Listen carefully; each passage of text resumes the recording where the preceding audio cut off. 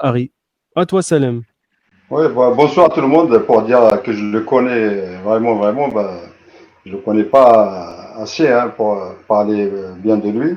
Mais tout simplement, c'est parce qu'on s'est rencontrés en 2007 à Breda dans un restaurant. Donc, c'était un sportif qui était suivi par mon neveu qui est cardiologue à Amsterdam. Donc, on a mangé dans un restaurant comme ça. Donc, voilà, c'est tout. Voilà, je me rappelle, et se préparer un combat contre un certain Rémi. Je me rappelle pas de son nom. C'est tout. Voilà. Maintenant, voilà, ça reste toujours quand même, ça reste un combattant légendaire, hein, donc qui n'a rien à prouver maintenant. Et comment dirais-je, ça reste comme combattant, ça reste vraiment une légende. Maintenant, je laisserai peut-être qu'ici parce qu'elle a vu le combat, voilà, nous on est Ouais. beaucoup plus dans la boxe anglaise, euh, pour nous parler un petit peu de son combat, de sa défaite. Est-ce que c'est sa fin? Est-ce que parce que il a fait trop de combats? Parce que je sais qu'il a 160 combats, je crois, 149 victoires. Voilà, une blessure. C'est un abandon, c'est rare qu'il abandonne. Et là, il abandonne suite à un direct au nez, suivi d'un coup de pied, je crois, au corps, c'est ça. Euh, Ouais. Avant, on le connaissait comme combattant qui n'abandonnait jamais, qui allait jusqu'au bout, voilà. Et tomber, se relever, et puis après, gagner, quoi. Qu'est-ce que tu en penses qu'ici sur tout ça? Ouais. Bah, je pense qu'aujourd'hui, aujourd'hui, je pense qu'il a un problème au niveau du cardio. Je pense qu'il n'a pas il a pas suffisamment de souffle. Ça s'est senti contre Rico. Ça se perçoit encore là avec le combat qu'il a fait hier soir. J'ai l'impression qu'il n'y a même pas de ronde d'observation. Il y a la tactique aussi. Je vois pas suffisamment de tactique. Il veut gagner sur le premier round avec un KO. Il cherche le KO assez rapidement et devant, il a des gens qui sont robustes. Et il a plus cette ténacité qu'il avait auparavant pour pouvoir terminer ses adversaires. Donc, il y a vraiment pour moi un problème de cardio. Je crois que l'âge aujourd'hui, ça l'a condamné à pas pouvoir aller aussi loin qu'il a l'intention de faire. Et j'ai peur ouais, la chute, comme on dit, la chute d'une légende, peut-être qu'il va falloir qu'il prenne sa retraite, sinon il est en phase descendante. Il est en phase descendante, malgré que on perçoit des qualités chez lui. Au niveau de boxe anglaise, je trouve qu'il est au-dessus des autres. Au niveau de la boxe pure anglaise, je trouve qu'il est au-dessus. Après, pour tout ce qui est enchaînement pied-point, il n'y a pas de, il n'y a pas comme Rico des enchaînements qui soient fluides et purs. Mais et puis j'ai senti aussi un déséquilibre. Je trouve qu'il a un manque d'équilibre en jambes. Je trouve qu'il est pas bien positionné. Il tombe facilement. Et ça c'est dû encore je pense, au cardio. Je pense que c'est un manque d'oxygène dans le sang. Il n'est pas suffisamment conditionné à ce niveau-là et ça le pénalise beaucoup. Et je sais pas, voilà, je sais pas. Moi, je vous donne un peu Ouais. mon hypothèse. Ça, Qu'est-ce que vous en pensez, vous? oui, ça peut être aussi, comme c'est un ancien combattant, il a fait beaucoup de combats, j'ai des 160 combats quand même. Donc il y a peut-être l'effet de l'usure. Donc il a subi quand même beaucoup de blessures et beaucoup d'interventions chirurgicales. Vous savez, c'est ce qui fait que maintenant il tient plus sur ses jambes comme avant. Il y a aussi, bon, parce que 36 ans, c'est pas vraiment vieux, hein, mais c'est le Non. fait que battre, je sais que c'est un combattant qui a subi beaucoup de blessures et C'est L'adversaire. pas le même d'intervention. Oui, que Badari, mais il a moins de combats, moins je dirais, moins accusé que le boxeur. Sachant qu'il a eu le corona, je pense, avant ce combat. Mais bon, c'est des excuses comme chaque fois, c'est des excuses oui. pour un Non, combattant. mais moi je pense que il y a l'usure. L'usure, dans le sport de kickboxing, enfin, dans les sports de combat comme le kickboxing, le K1 et tout ça, il y a le travail de jambes, il n'y a pas que les bras, hein, il y a les jambes, il y a les fractures, voilà, etc., les genoux, il y a l'usure, hein, et en plus avec l'âge, après c'est fini, on n'est plus le même, hein. Moi je pense que c'est ça, parce qu'on n'a pas vu le Badr d'avant, hein, c'est pas le même, hein. C'est carrément, ça fait longtemps que j'ai pas regardé ces combats. Et hier soir, sur demande de Badr, j'ai quand même visionné son combat. Là. J'ai pas vu le même Badr que que je connaissais avant. Voilà. Bah, est-ce que maintenant, parce que c'est ça le problème des champions, Zach, elle connaît tout ça. Ils savent pas quand est-ce qu'il faut s'arrêter exactement. Leur mental les pousse à aller très très loin. Mais le problème, est-ce que le corps y suit ou pas? Parce que des fois, le mental, comment dirais-je, on est victime de son mental, quoi. Parce que le mental, il reste fort. Plus on prend de l'âge, mais il devient encore plus fort. Voilà. Mais est-ce que le corps y suit? C'est ça le problème. Ça, Ouais. je suis. Ouais, moi, je suis resté vraiment bloqué sur le fait qu'il manque de souffle, mais techniquement, au niveau point, je le considère plus performant que ses adversaires. Au niveau de la boxe anglaise, la maîtrise de la Ouais, boxe anglaise. exact. Il a Ouais, des bons enchaînements, j'adore ses crochets, ils sont bien donnés, ouais, mais j'ai l'impression que s'il avait plus de fractionnés, on va dire, plus de capacité, plus de coffre, il pourrait réaliser ses objectifs. Mais malheureusement, il est pris il est pris à revers. Lorsqu'il enchaîne, il n'arrive pas à tenir la cadence. Et c'est ça, je sens que c'est hyper pénalisant pour lui. Ça veut dire que, ouais, pour moi, en étant plus jeune, il pouvait répondre présent et vraiment assurer des enchaînements au niveau des points, parce qu'il est très fort au niveau des points. Mais sur la durée, c'est là où il perd sa ténacité et les adversaires, ils sentent qu'il est affaibli et c'est là qu'il le touche.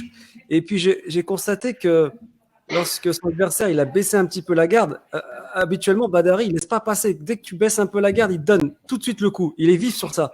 Et là, encore de nouveau, pour moi, le manque de cardio, il n'a pas réussi à placer. Et, euh, et puis, ses nombreuses chutes, je trouve qu'il ne tombait pas comme ça auparavant. Donc, c'est vraiment. Ça fait, ça fait, ça fait mal parce on sent quelqu'un qui a les capacités techniques pour répondre. ouais. Et il n'y a Il pas l'a de cardio. touché, d'ailleurs, il l'a touché. Hein.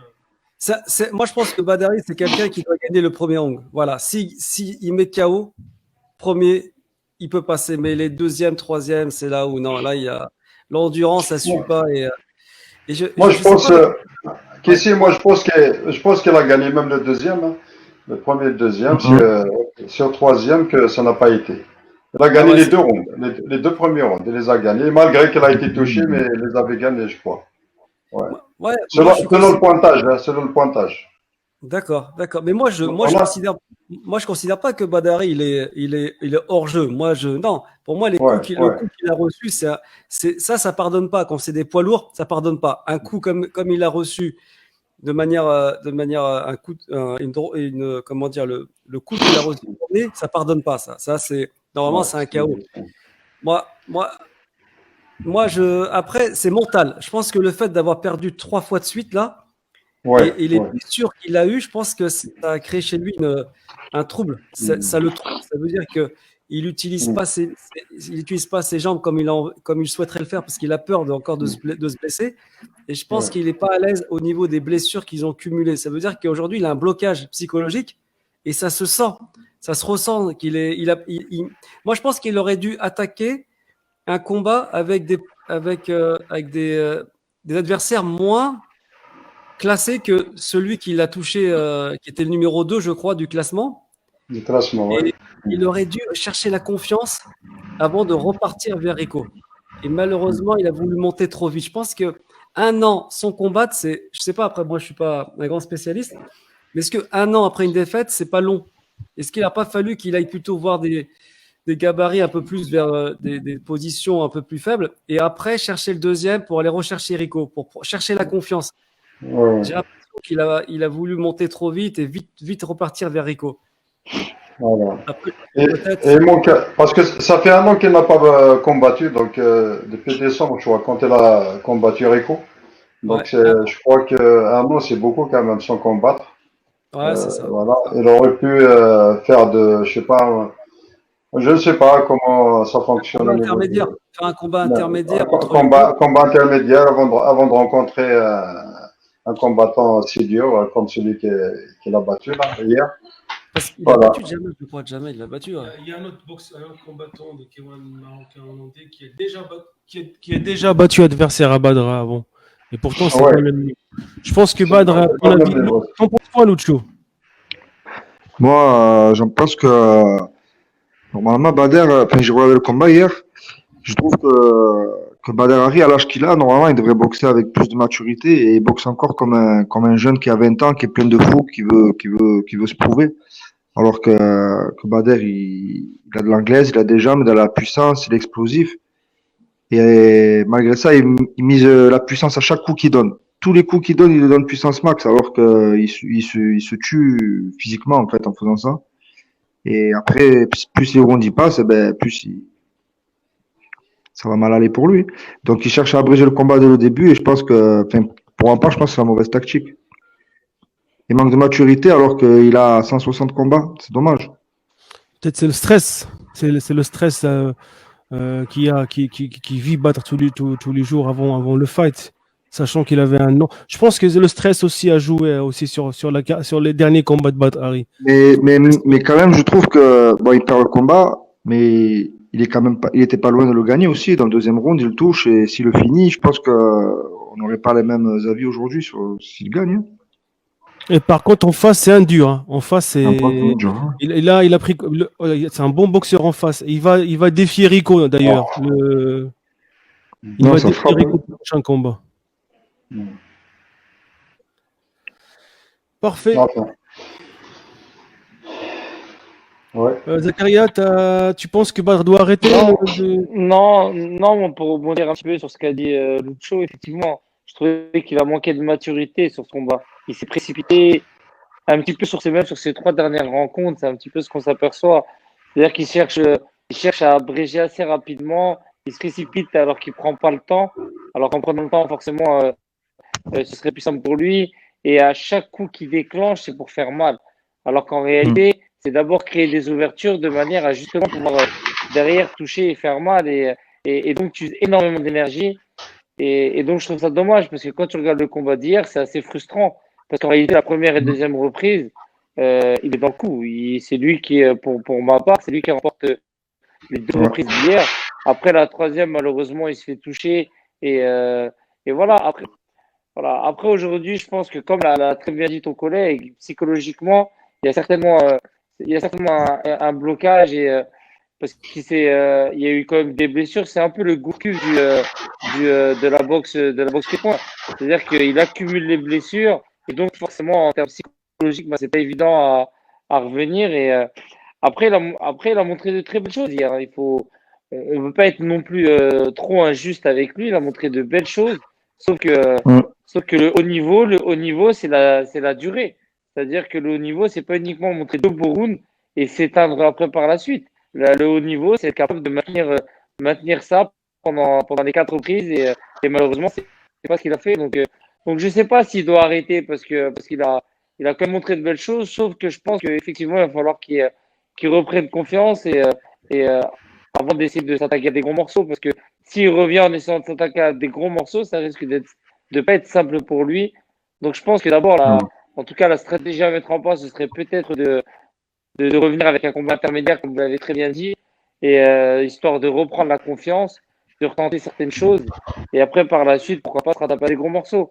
Après, c'est compliqué à juger pour dire s'il doit arrêter ou pas. C'est difficile parce que voilà, il nous a quand même montré des choses intéressantes et Badr Hari, c'est quand même un grand monsieur, mine de rien, en termes dans sa carrière sportive.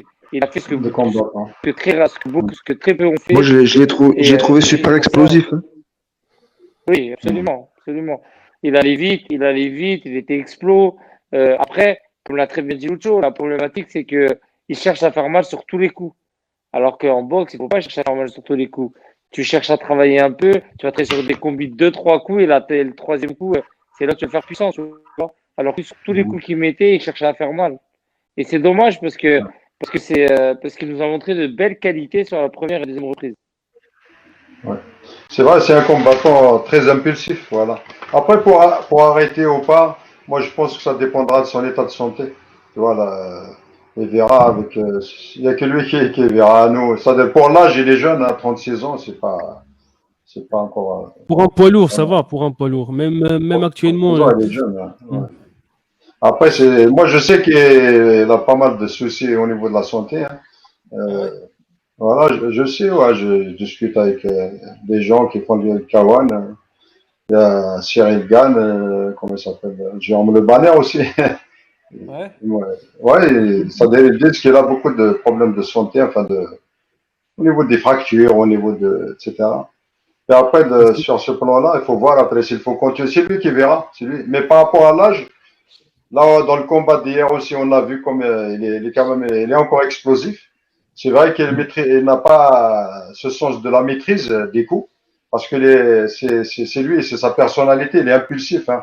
Même dans sa vie courante, il est impulsif, puisqu'il Ouais. a souvent des soucis dans des endroits comme ça. Ouais, Voilà.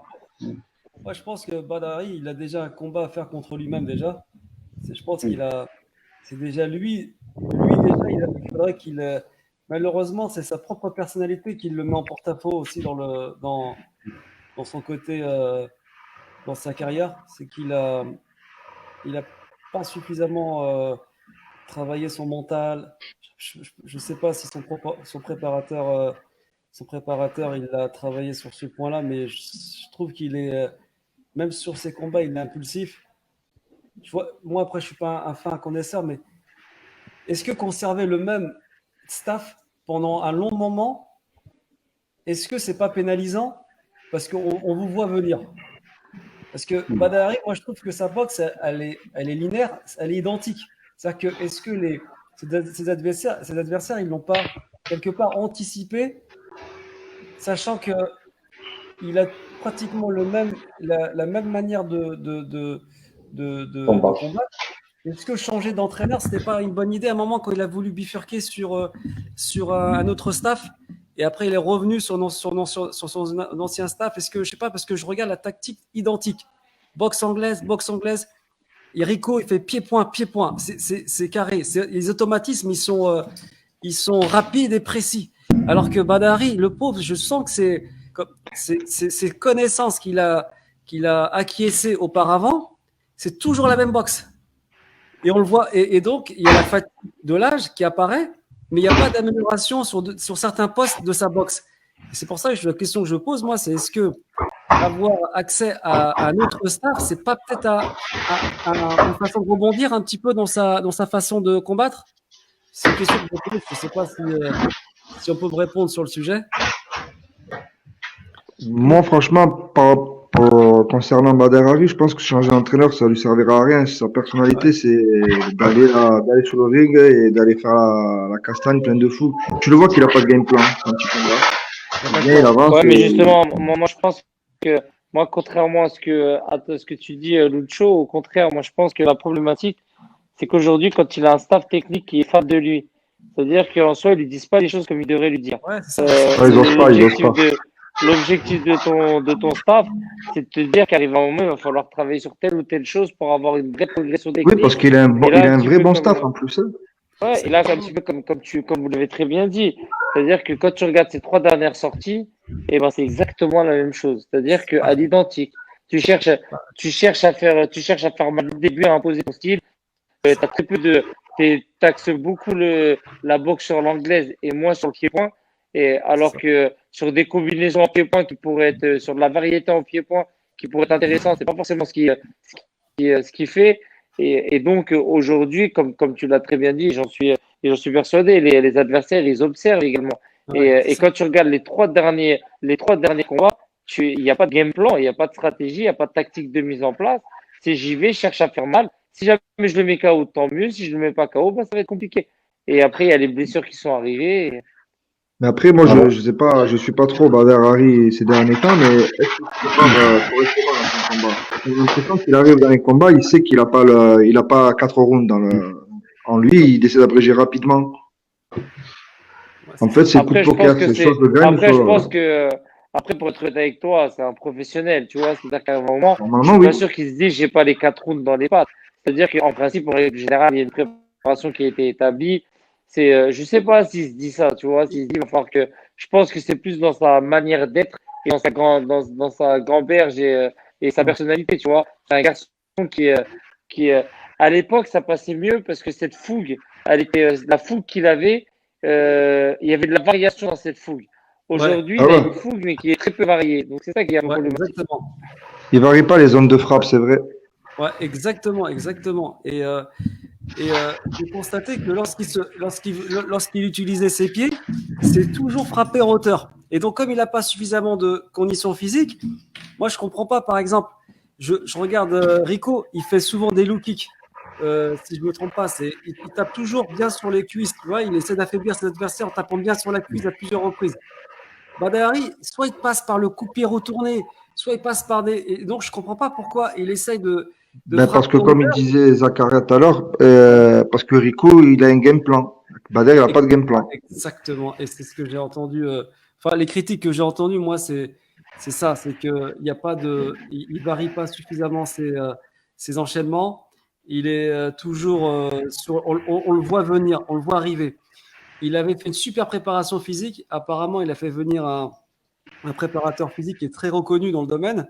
Je ne sais plus comment il s'appelle, son nom m'échappe, mais c'est un des meilleurs. Donc, je sais que physiquement, il a préparé le truc. Mais tactiquement, je suis quasiment certain que son staff, il lui dit Ahmed à tout. Et on n'essaie pas de revoir certains postes où il y a des défaillances. J'ai l'impression que le combat de Rico et celui-là, bah, c'est le même gars en face de nous, c'est la même personne. Il n'y a rien qu'à bouger. Il y a toujours une fébrilité au niveau de l'équilibre. Toujours enchaînement, c'est pratiquement la même chose. Son point fort, on le sait, ça se voit que c'est le crochet.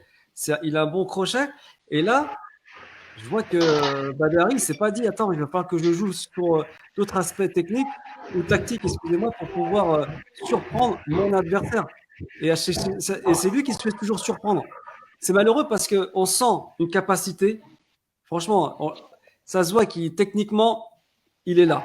Il y a pas, mais ça, c'est ce qu'il a acquis depuis qu'il est boxeur, d'accord? Et l'évolution, malheureusement, on la voit pas, quoi. C'est bête. Il n'y a pas comme certains grands boxeurs qui ont même réussi un peu à évoluer par rapport à leur ancienneté, par rapport au fait qu'ils ont pris de l'âge. Donc, soit ils jouent plus la défense, soit ils observent plus un round d'observation pour voir comment ils vont pouvoir varier leur coup. Lui, c'est sauvage, quoi. Et ça, je pense que l'entraîneur, son staff, il lui dit pas ils lui disent pas ces 4 vérités. Donc lui il reste dans sa lignée. Bon, après ça sera une mauvaise, ça sera la chute. Malheureusement, le voir comme ça, moi je trouve que c'est c'est réducteur par rapport à ce qu'il est réellement. Le coup qu'il a reçu, le voir assis comme ça dans le coin du ring, je trouve que c'est pas révélateur du combat. Vous voyez ce que je veux dire à peu près ou pas?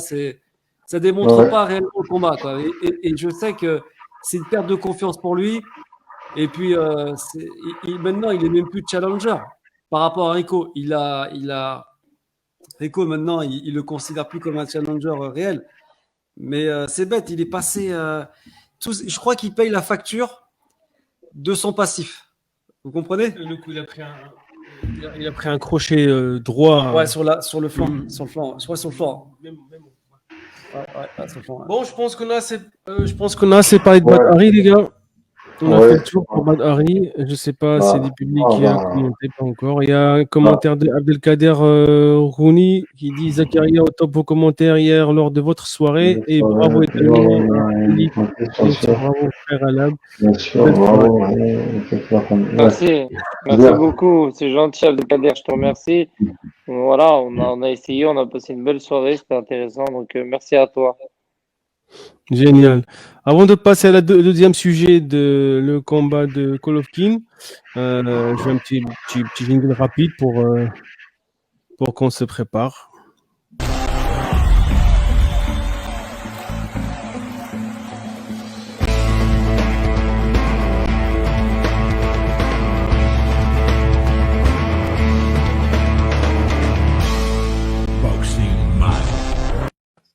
Salut tout le monde, de retour Boxing Mag TV Live pour parler de différents sujets. 3 sujets principaux